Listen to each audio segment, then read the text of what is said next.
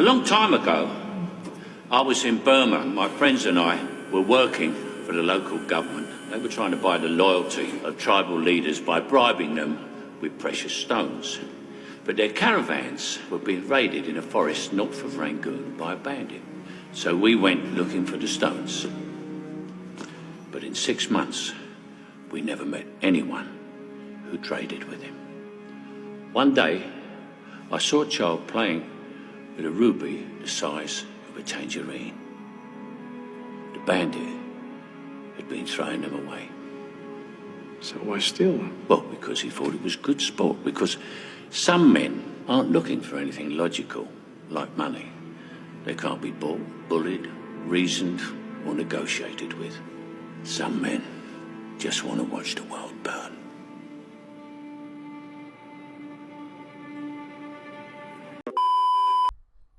If you are a man in your late 20s to early 40s and you are honest, you know the deal. You didn't get the memo. No one told you the rules had changed. You tried to be a good man, work hard, respect people, stay loyal, don't start fights, show up when it matters. But somewhere along the way, the world stopped treating men like they mattered. It didn't scream at you or ban you. It just quietly stopped wanting you there. That's the silent takeout of men. Not a revolt, not a war, just a slow, economic, cultural, and romantic eviction. And the end result? No wife, no house, no career. And men starting to burn it all down. Today, let's tear that apart with real examples, not theory. The cost of living. The welcome mat is gone. Let's start with the most obvious. The dry facts. Because nothing makes a man feel like a failure faster than watching the dream become mathematically impossible.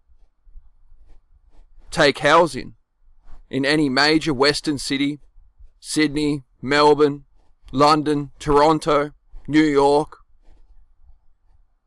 An average man in his 20s or 30s is not buying a house. He's not even close. He's not living at home because he's lazy. He's there because he can't afford a realistic rent, let alone a deposit. The advice is always, buy property. It's the only real wealth. But the front door is now $1 million lock that takes a 30-year sentence to open.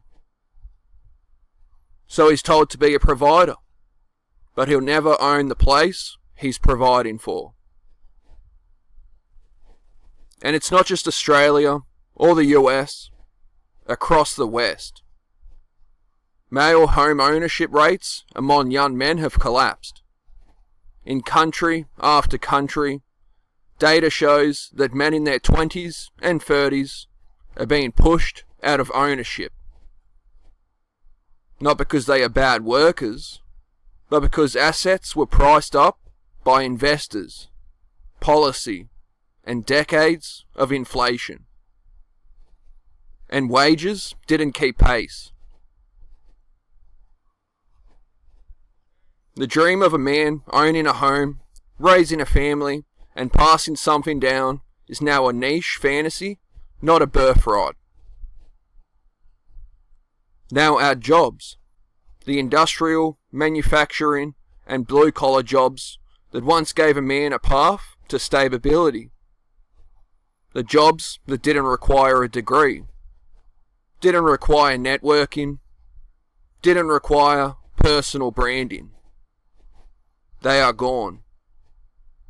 Or they are gone from the middle class. Those jobs have been replaced by the gig economy, customer service, algorithmic work, or low-paid service roles. The man who's built to work with his hands, to be on a site, on a factory floor, on a ship, in a mine, in the field, in the workshop, he's being told to upskill, to sit in front of a screen, to write emails, to smile for the customer, and to be emotionally available on demand. And when he doesn't adapt, he's not seen as a victim of structural change. He's seen as a failure. The world doesn't say, the economy ate your job category. It says, you are not thirsty enough. You need to be more of a hustler. But the hustle only works for a tiny fraction. For most, it's not freedom. It's debt, burnout, and the slow realization that working hard will never buy a house, a partner, or peace.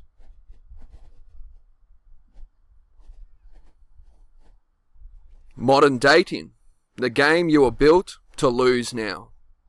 Let's talk about dating, because this is where the silent takeout really bites. Men aren't just being priced out of the housing market. They are being priced out of the love market too. Look at any mainstream dating app, mainstream advice, mainstream media portrayal of relationships. What's the standard? Women are told to not be choosy, to focus on status, on money, on location, on looks, on high value. Men are told they must be rich enough, hot enough, fit enough, confident enough, and emotionally enlightened enough to be considered worthy of even a date. Take a simple example. A woman in a city, late 20s, pushing herself on a dating app. She's told it's okay to filter for men who earn over 100k. Live in the city, have a gym body, and a certain height. Meanwhile, the man on the other side sees the same pool, and he's looking at guys who are 6'2", make bank, live in a slick apartment, and have a viral social media presence. If he's a normal guy, decent job, decent income, decent apartment, he's not just competing, he's at a 10 times disadvantage. The match algorithm is stacked. And it's not just about looks or money. It's about timing. By the time many men are stable enough to be truly marriage material, late 30s, early 40s. They are often confronting women who are under fertility pressure, so the man is expected to be young, hot, rich, and emotionally mature. All at the same time, that's not a realistic checklist. That's a myth. But the myth is sold as normal. And the consequence is generations of men who feel like they are never going to be enough, no matter how hard they try. So what do men do? They opt out. They stop investing emotionally. They stop believing in love as a fair game. They start viewing relationships as consumption, not commitment. They watch porn because it's instant, it's cheap, it doesn't reject them, and it doesn't make them feel like a loser. They date casually, not because they are love-free, but because they learned that investing in a woman often means investing in a future they'll never get to share. A house they can't afford. A family they can't support. A life that's no longer possible.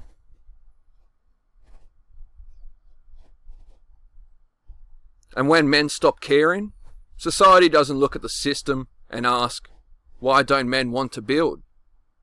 It points at the man and says, you are the reason marriage is dying.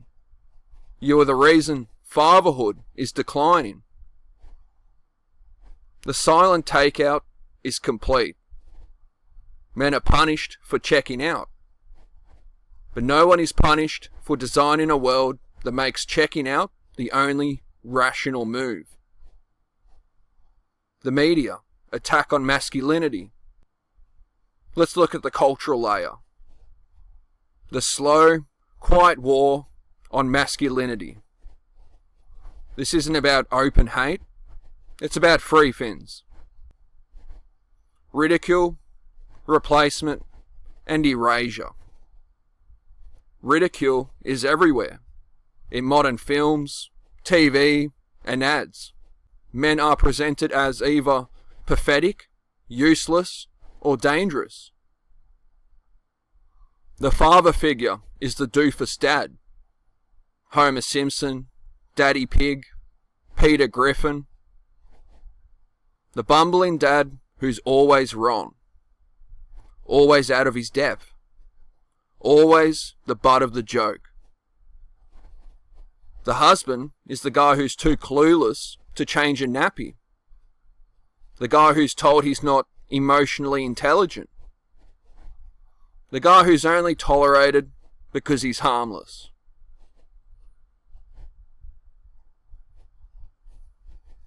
Then there's the other side. The overt villain. He's the authoritarian, the militarist, the hyper-masculine man who's not just a criminal, but a symbol of everything that's wrong.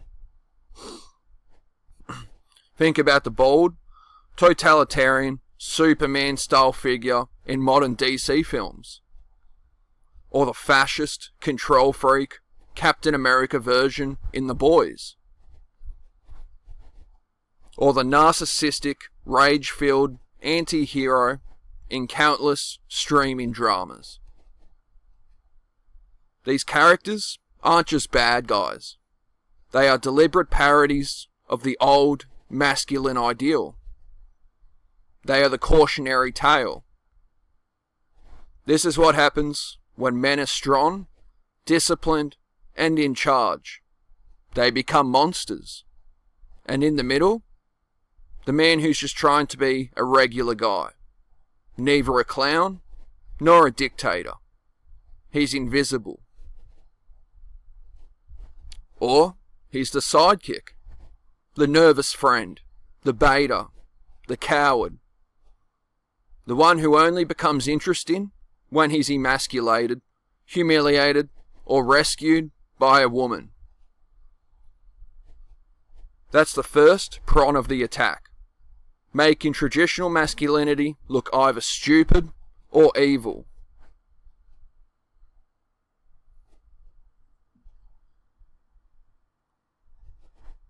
Superheroes. The complete mockery of the heroic man nowhere. Is this clearer than in modern superhero films? Superheroes are the ultimate male fantasy. The modern myth of strength, courage, and sacrifice. But in the last 15 years, they've been steadily turned into a joke or a warning.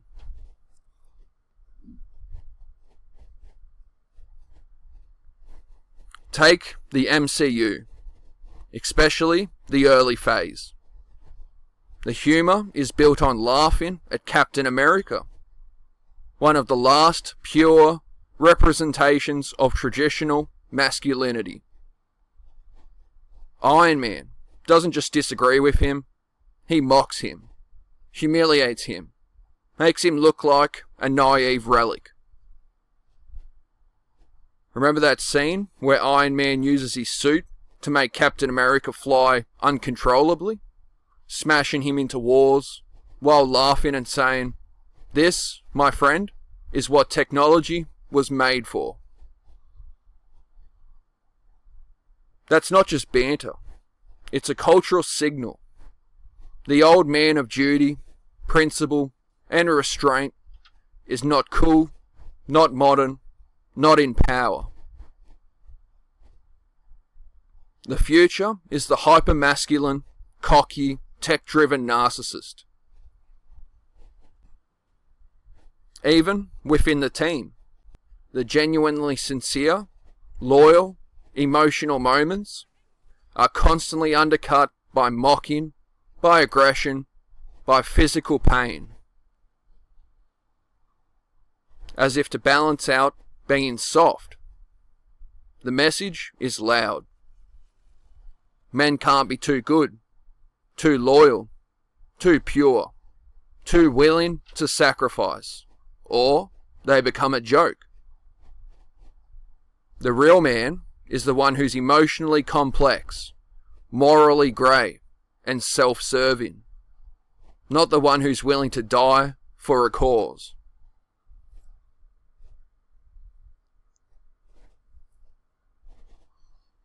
And then there's the boys.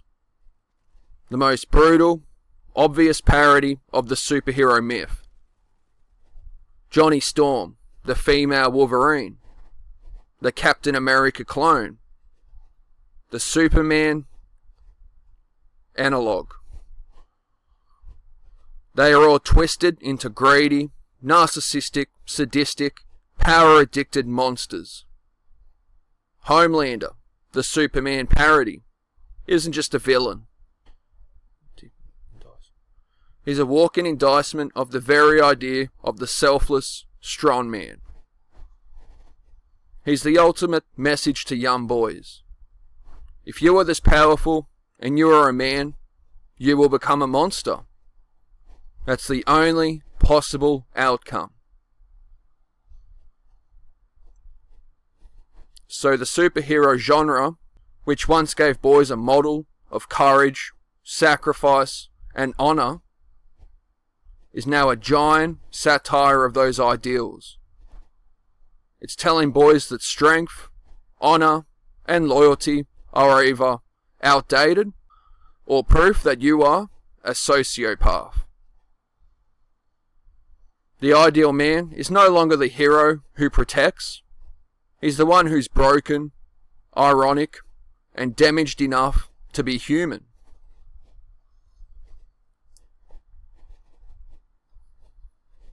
Pedro Pascal, the approved man. And what he reveals now, let's use a real current example. Pedro Pascal, because he's the perfect embodiment of the masculinity that's currently allowed. And the one that's used to make every other man feel like a failure. Pascal plays the kind of male role that culture now celebrates. The emotionally open, tender, nurturing protector.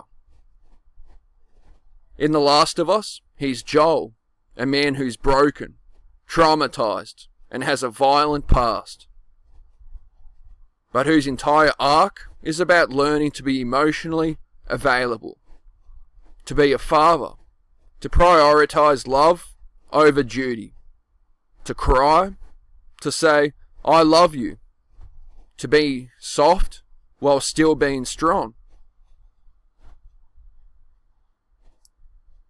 And in the public eye, he's the same man, the iconic, I am your cool, slutty dad.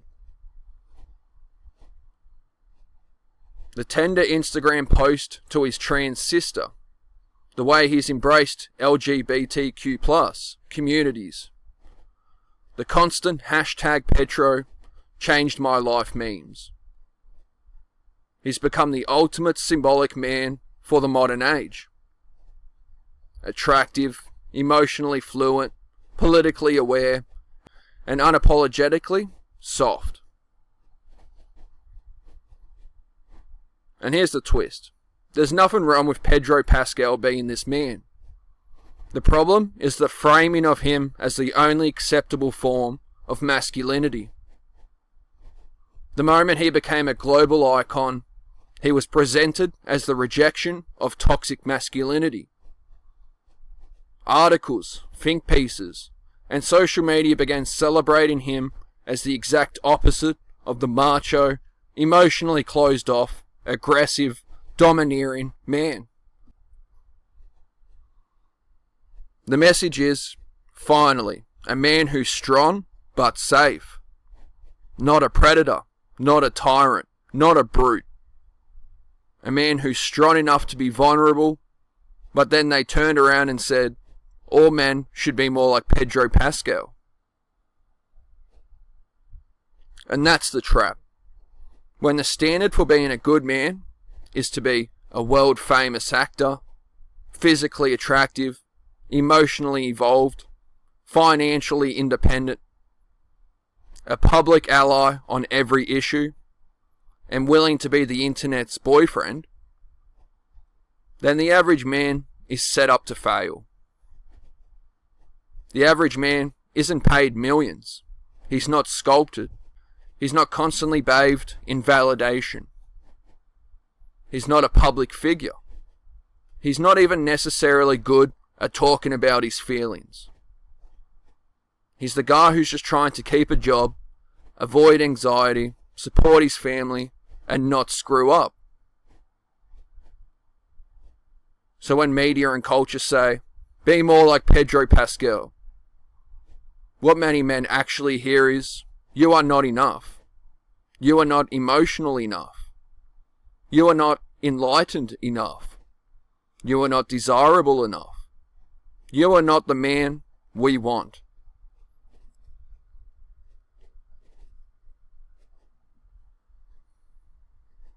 Pascal becomes the hero, but the rest of men become the flawed sidekicks, the losers, the relics, the ones who need to be fixed, silenced, or replaced. The two boxes, either you are Pascal or you are the villain. This creates a clean two-box society for men. Box 1, the approved man. You are emotionally open. You are in therapy. You are progressive. You are anti-toxic. You are supportive. You are not a domineering provider type. If you are straight, you are often coded as queer-friendly, maybe even fluid. You are the man who's allowed to be both masculine and loved. Think Pedro Pascal, Oscar Isaac, some of the modern Marvel heroes. The dad characters in prestige TV who are gentle, broken, and emotionally aware. Box 2. The disapproved man. You are the working class guy, the blue collar worker, the socially awkward nerd. The man who's still trying to be the traditional provider, the protector, the one who's not great with words. And culture doesn't see him as a man with a different personality or a different path. It sees him as a threat, as reactionary, as incel adjacent, as someone who's broken, not different. And the average man is told that he must choose. He must become box 1, or he must disappear. He can't be both strong and quiet. He can't be both loyal and reserved. He can't be both a provider and a man who's not drowning in therapy speak and social media performance. So when he looks at Pedro Pascal, he doesn't see a role model. He sees a requiem. He sees the grave of the kind of man he was trying to be, replaced by a man who's easier to love, easier to sell, easier to celebrate.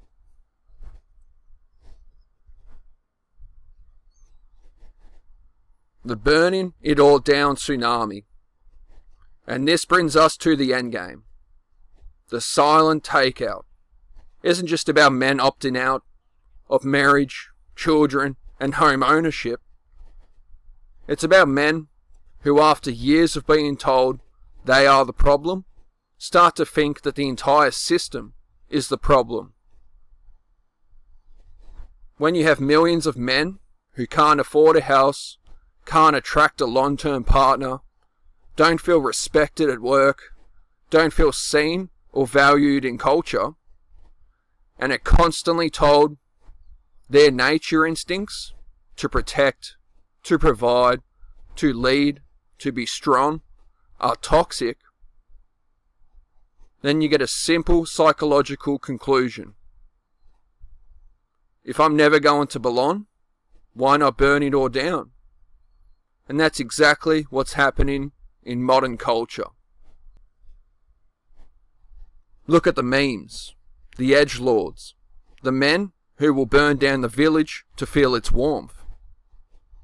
Reddit posts, the online nihilism, the catboy, MGTOW, the violent incel copies, the rise of far-right chaos, and even the quiet, personal burnout of men who simply stop trying, stop dating, stop believing in anything. These are not all the same, and many are dangerous, but they all stem from the same place. The feeling that the game is unwinnable. That if this is the only future on offer, a life of stress, loneliness, financial slavery, and constant condemnation, then the only power left is chaos. The only revenge is to make sure the same system that rejected them doesn't work for anyone else either. It's not a rational plan. It's a psychological breaking point. It's what happens when men are told they are disposable, and they finally believe it. The choice society is forcing the bottom line is this. The silent takeout of men is not a conspiracy. It's a combination of economic collapse, dating market collapse, and cultural collapse.